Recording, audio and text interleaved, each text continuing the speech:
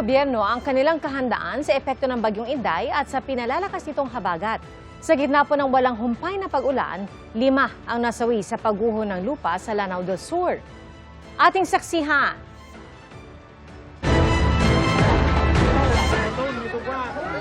Buwis buhay na sumuong at nagpaanod ang lalaking ito sa rumaragasang ilog sa Maitom, Sarangani.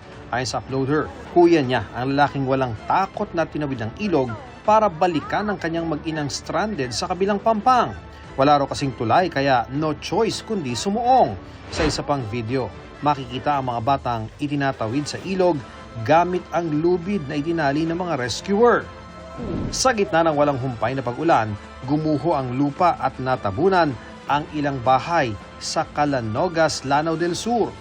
5 ang kumpirmadong nasawi, sugatan ang 2 nailigtas. Ayon sa pulisya, dahil sa pinagsamang epekto ng landslide at pagbaha, hirap silang pasukin ang lugar kaya't naglakad ng humigit kumulang 10 kilometro ang mga responding pulis. Patuloy ang koordinasyon ng mga otoridad para mabigyan ng tulong ang mga apektadong residente habang nagpapatuloy ang rescue operations. 6 ang natukoy na nawawala. Ang mga sunod-sunod na pag-ulan nagdulot din ng takot sa mga taga Jose Abad Santo sa Davao Occidental na hindi pa nakakabangon mula sa epekto ng magnitude 7.8 na lindol nitong Hunyo. Lubog sa baha ang ilang lugar pati mga taniman.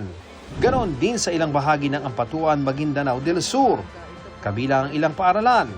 Oh my God, situation sa room ko. Labis ang panghihinayang ng mga guro sa mga nasirang gamit sa loob ng mga silid. Nakaranas din ng pagbaha ang ilang lugar sa Antique. Nauna nang inilikas ang mahigit 1,000 pamilya. 71 pamilya ang nananatili pa sa mga evacuation center. Nasira naman ang nasa 18 bahay sa pagdaan ng buhawi kahapon sa tabing dagat sa bayan ng Hinigaran. Hindi ka mga partially damaged nga panimalay. Panugyan lang gyapon no sa provincial government, Negros Occidental is padayon gyapon kita nga mag-monitor sa weather advisories. Nabuwal naman ang malaking pine tree na ito sa isang compound sa Legarda Road sa Baguio City. Ayon sa security guard ng compound, nangyari yan sa gitna ng malakas na ulan at pagbugso ng hangin. Wasak ang bahagi ng nabagsakang delivery van. 3 pang sasakyan ang nadamay. Walang nasaktan sa insidente. Nakaalerto pa rin ang mga otoridad sa Benguet at buong Cordillera Administrative Region. Ganon din ang mga otoridad sa Pangasinan. Nakaranas din ng malakas sa ulan at baha ang ilang lugar sa Cavite. Pag malakas talaga ang ulan, maabot dito ho. Maabot hanggang tuhod. Maabot dito hanggang dito, ang labi ng dagat. May mga pag-ulan na rin sa Tansa kung saan nagngangalit ang mga alon sa dagat. Di napigil nito ang ilang kabataang nagsiligo sa dagat. Ay, alam mo naman mga bata na yun eh. Pero ang mga bangkang pangisda nakatenga muna. May 1 linggo ng araw nakatigil sa paglalayag ang ilang mangingisda. Delikado po, minsan di mo masabi buhay mo sa laot. Pwede ka mapahamak, makidlatlan, tumabambang ka.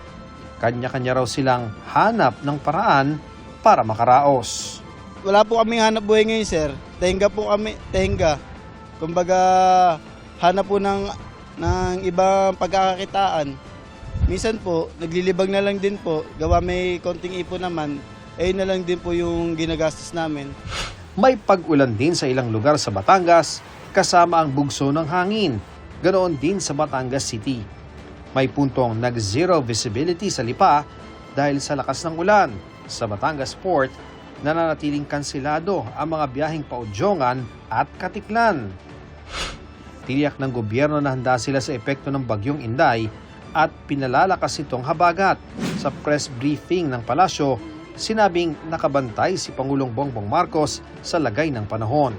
Inatasan na rin daw ang iba't ibang ahensya ng gobyerno. Ayon sa DSWD, nasa 4.7 million family food packs ang nakahanda sa halos 1,000 warehouse nito sa buong bansa. Naka-red alert ang mahigit 14,000 quick response teams nationwide naka-heightened alert din ang PNP. Nakahanda na rin ang Office of the Vice President at satellite offices nito para tumugon sa mga maapektuhan ng masamang panahon. Ako si Ian Cruz, ang inyong saksi.